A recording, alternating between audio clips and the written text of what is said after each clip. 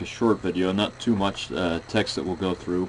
Just a few things to cover both today's reading and a little bit to get us up to the next time we have a video. So we will start out by talking about life for the Israelites in Egypt.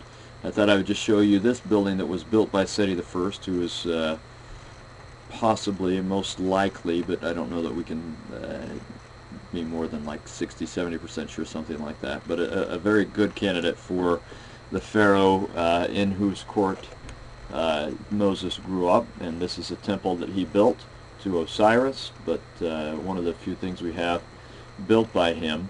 You'll be more familiar with things from Ramses the Great, who is very likely, about the same probability, the Pharaoh with whom Moses interacts during the period of the plagues and the Exodus.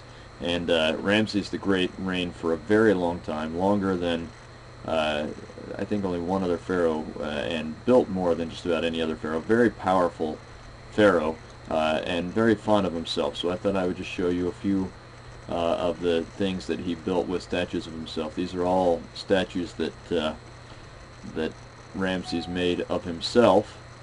And this one, in fact, is the one that inspired that great poem Ozymandias that you may be familiar with. Here's another large picture of Ramses.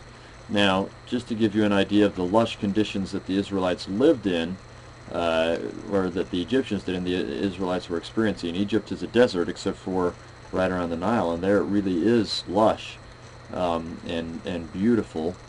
And that's the kinds of things that they're going to complain about leaving as they go into the wilderness. They're going to complain about leaving behind these kinds of things, just to give you an idea of how beautiful it is. I also wanted to show you, this is some mud brick from Egypt from about the time period that the Israelites were there, and you can see the mud bricks with straws in them. And then this is mud brick from Beersheba, actually, from around that same time period, a bit after it, but you can again see the mud and the bricks there. And a few more pictures of the agriculture that they are familiar with before they go out into the wilderness, and you can see why they'd be so unhappy. One of the things I love about Egypt is you can still see the kinds of buildings that they had in Moses' day that the Egyptians would have seen. These are buildings that are just made of mud, mud brick, and these palm trees with palm fronds for roofs. These are water buffalo. They wouldn't have had water buffalo then, but they would have had the cows at that time period. So you can just see, that's an almond tree from Israel, but you can see how lush they are. The almond tree from Israel is worth bringing up because it highlights another thing. We're going to look at a couple of things that will teach us about the accoutrements of the temple, because we won't have another video until after we've talked about the temple. And so you will see, or you'll read some accounts of things on the menorah looking like almond blossoms, so I thought I'd show you some almond blossoms.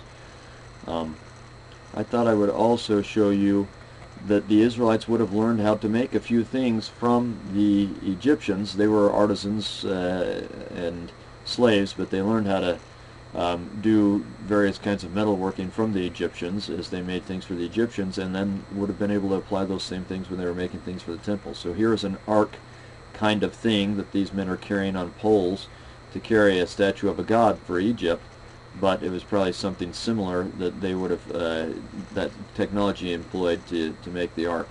Here's an incense ladle that they made for Egypt, and they definitely burned incense in Israel as well.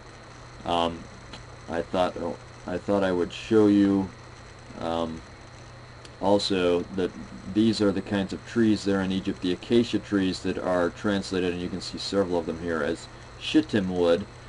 That's what they made things, all the wood things for the tabernacle. So here's the probable route. We don't know exactly where the Exodus was, but most likely it leaves here, comes along, and crosses the Red Sea right around there. So we'll pick up from there next time, but I had to show you at least one map as we see how the Israelites came out. Okay, I forgot actually just a couple of things, so another very short video. Once they get up here to the Red Sea, it seems worthwhile to show you some pictures of the Red Sea. This is in the Gulf of Aqaba. That's Aqaba right over there.